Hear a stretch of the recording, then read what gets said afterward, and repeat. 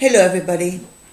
It is Sunday, the 27th of October.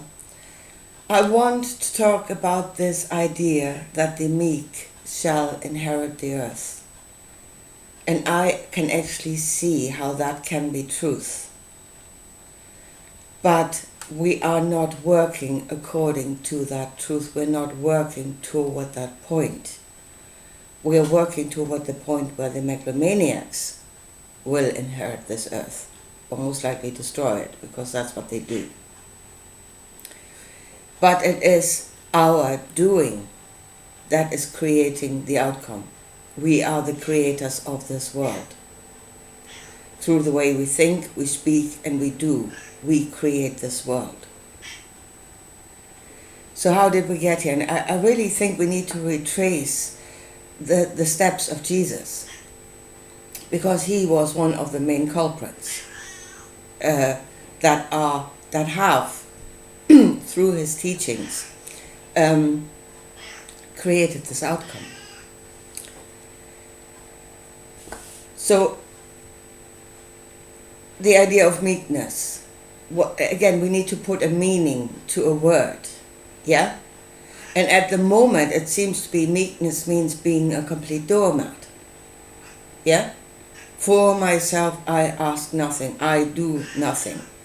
Yeah? I am nothing.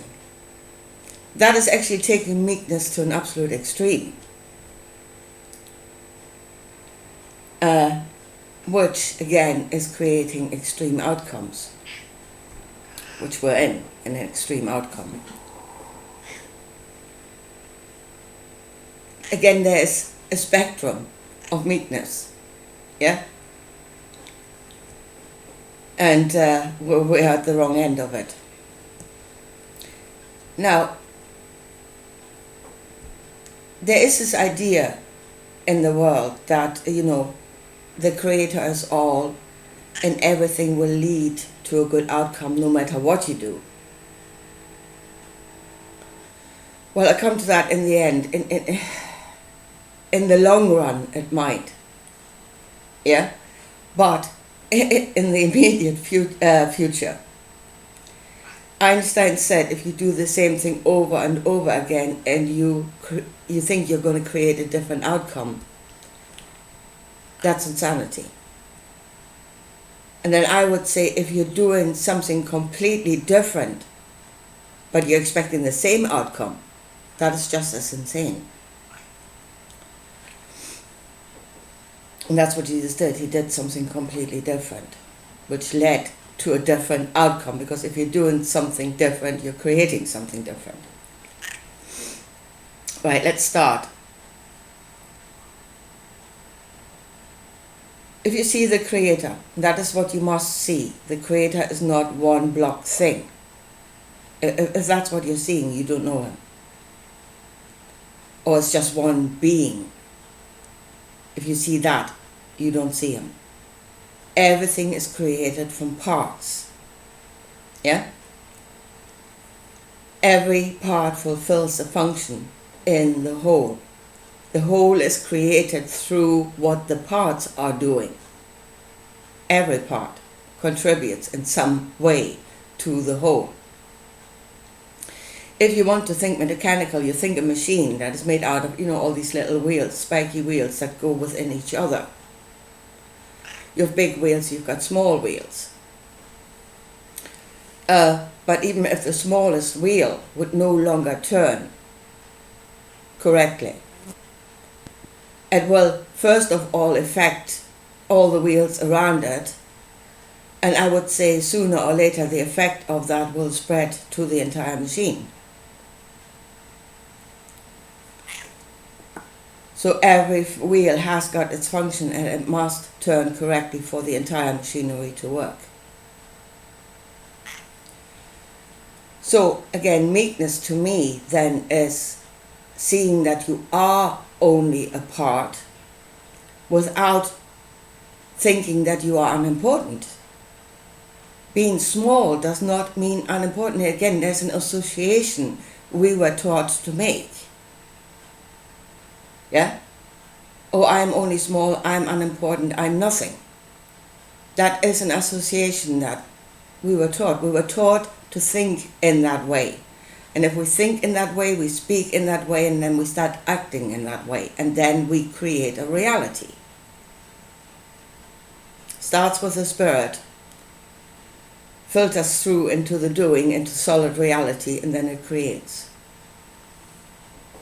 Yeah, it's coming from heaven to earth, and then it creates. So, yes. And then Jesus actually at the start taught exactly that. Yeah?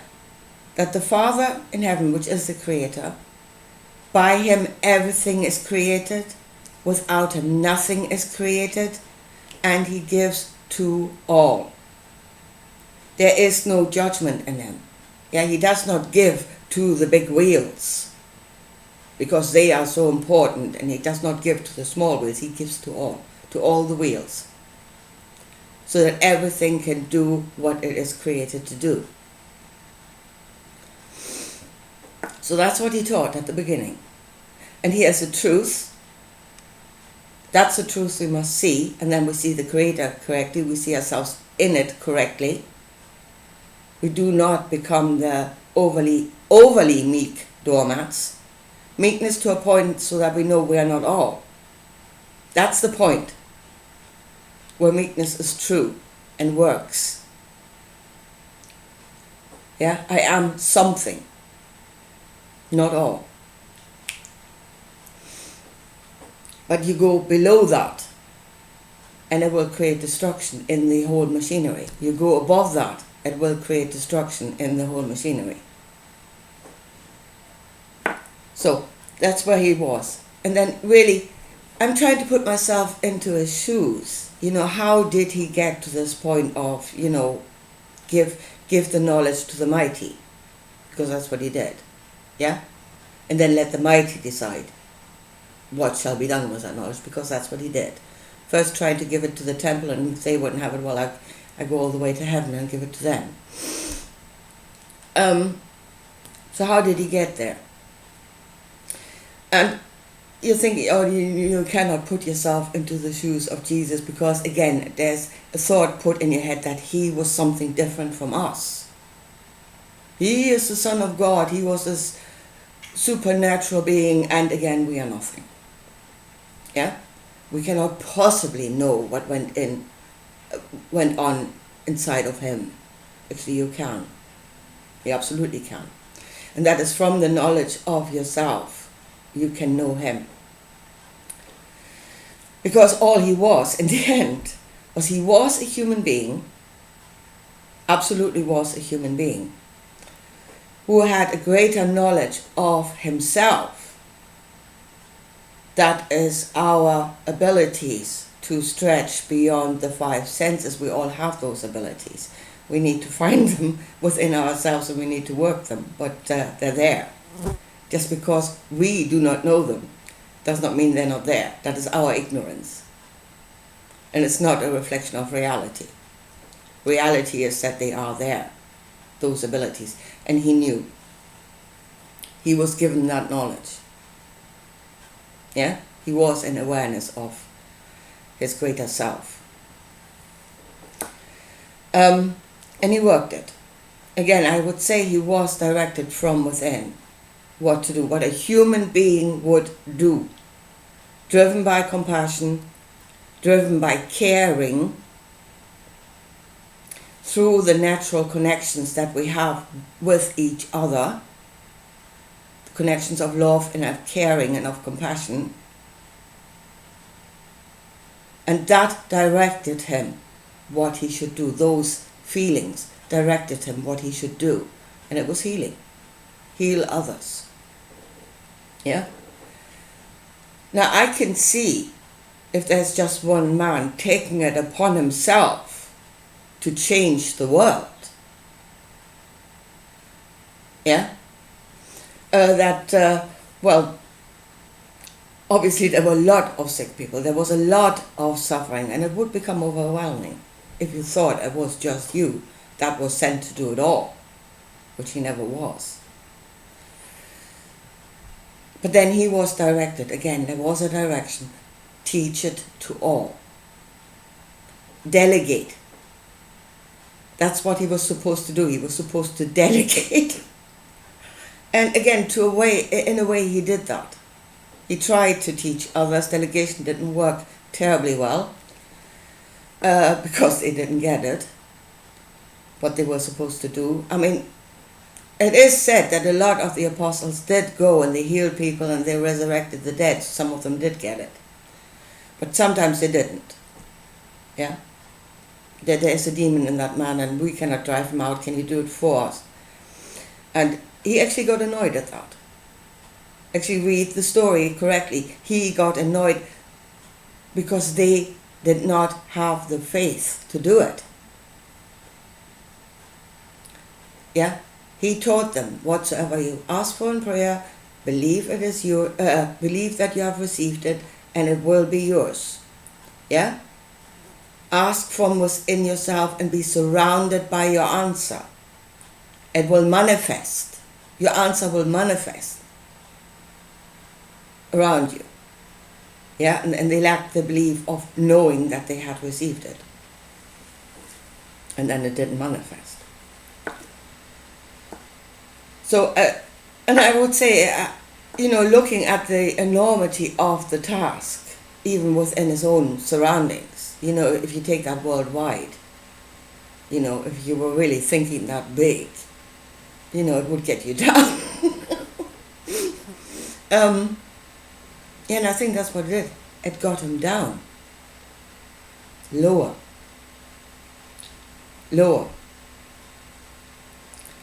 I mean, if you really think you put yourself in those shoes, you can relive, you can see the steps. In some small way, you've probably been in a situation like that. You can retrace the steps. And I think another thing that had a lot to do with what happened there was impatience. Yeah, we talk about the patience of the saints. Yeah, to hang in there and know it will eventually spread out. Yeah, that is the patience of the saints, and I don't think he had that patience. He got into a low state, and then from that low state, I think, came the way of the cross. This idea, so I cannot do it, this is not working, this is never going to reach the desired outcome. I'm surrounded by idiots not getting it, and it's a slow process. And at the moment, it is really only affecting the people in my vicinity. That this is not going, it's spreading out as far as it should. So what is the other way? Give the knowledge to the mighty and let them do the works. I think that was the next step. And then you're coming to, I do not do according to what I think, but I give the knowledge to the mighty, and then I'm being directed by them. I think that was the next step in his thinking. Yeah, they will know what to do. And again, really, probably thinking of, and that is extremely naive, thinking about those higher up as actually being good. Again, an association that we have been taught to make. In heaven, everything is good. Those beings are good. It is something that, again, something that has been drilled into until it becomes an automatic association, which it shouldn't. Again, that is not a reflection of the truth of creation. There are those that have great knowledge, and they are downright evil. There are those that are mighty, and they are using their position of power in the wrong way. That is the reality of creation, and you can see that, and you should know that. So I don't know why there are still people going around going, oh, those are beings of great light and they're all goodness and love. That is downright naive. Anyway, he may have been in that position.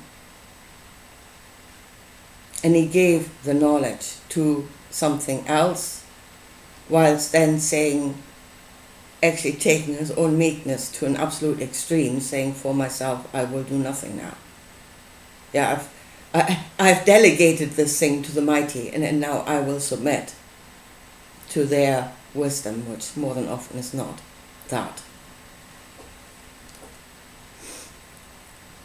That is the way of the cross. And that is the way that a lot of people in this world are going. Within themselves. They are becoming that. They have hailed meekness to the greatest thing, because the meek will inherit the earth.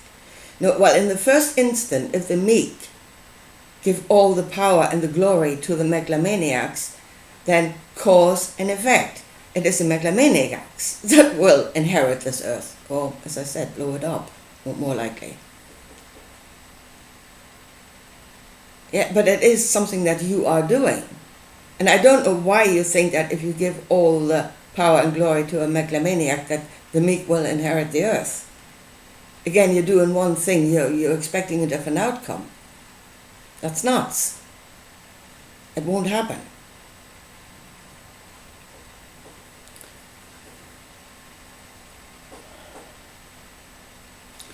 Right, okay. The only way I can see, as I said in the beginning, it might lead to the desired outcome in the end. We're going the way of pain.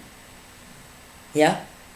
If the knowledge that Jesus gave had stayed in the world, had spread in the world, would have been in all, every little part, would have known, would have been meek, yes, knowing that I'm only a part of everything else, but would have known that it will receive, because it is not unimportant. Small does not mean unimportant.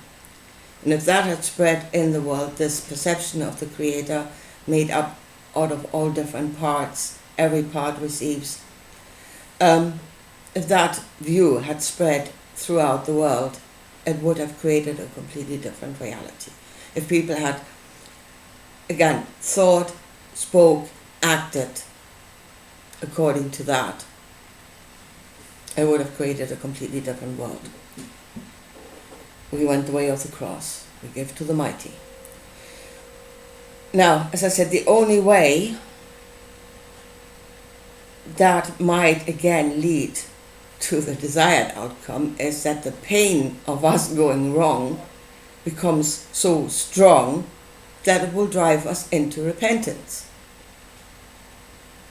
That's the only way. Yeah? That we snap out of this. Repentance means you acknowledge that there's something wrong, you see there's something wrong, you see what is wrong, that knowledge will be given, and then again, what do you ask of the Creator? You ask for a change. That will save. So the pain of this wrong, of everything being totally wrong, should drive us into repentance, retrace our steps, where did we go wrong, how on earth did we get here, and then ask for a change. Problem with this is, at the moment the pain is getting stronger and stronger, and people seem to think that's a good thing. Yeah? It means we are closer to the good outcome. Now, only if you go into repentance. But no, it's the pain itself. They kind of elevated that into a virtue, I don't know, somehow. And here is, again, where there is a natural prime reality. Yes, a natural prime reality.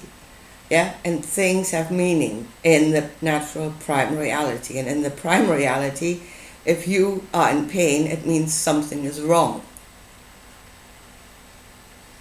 Yeah, it's not a good thing. And the pain increasing means that something is going increasingly wrong. Yeah? And if you go all the way to the pain being horrendous, that means you have reached the darkest spot you can get to. You have not gone toward the light. You know, it's like a game of hot and cold. You know, when you play this game and you say hot means you're going toward the right thing, cold means you're going away from it. Pain means you are moving away from the light, from the truth, from the prime truth. The more pain you feel, the more you move away from it. Whereas at the moment, again, we are in an artificial thought construct, and really that is all it is. It's not a machine somewhere. It's in your head, and you're doing according to it. So we're in this artificial thought construct that says the greater the pain is, the more you're going toward a good outcome, which is nuts.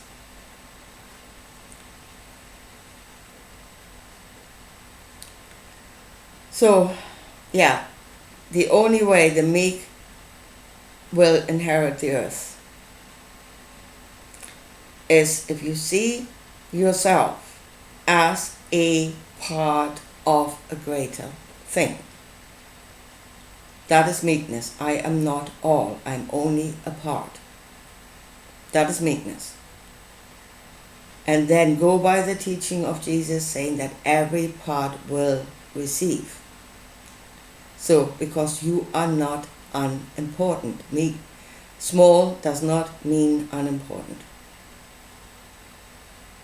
Know that you will receive for yourself, for those around you, something that will serve.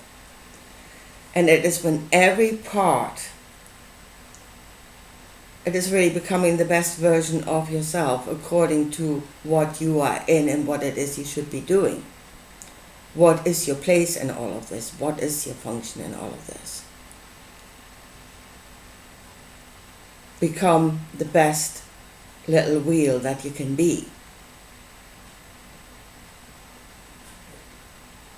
And the whole will only be created when all the parts are turning in the correct way. There's no other way of creating a good whole. Yeah? The whole is made up of parts, and the only way the whole can be good is if all the parts are functioning correctly. And if we know that, we are meek in that way, then we will inherit this earth, and this earth will be good. We go out of the false teachings. And the way of the cross was a wrong thinking, a wrong teaching, and we know that because we're doing it, and we are creating the outcome, and the outcome is not good.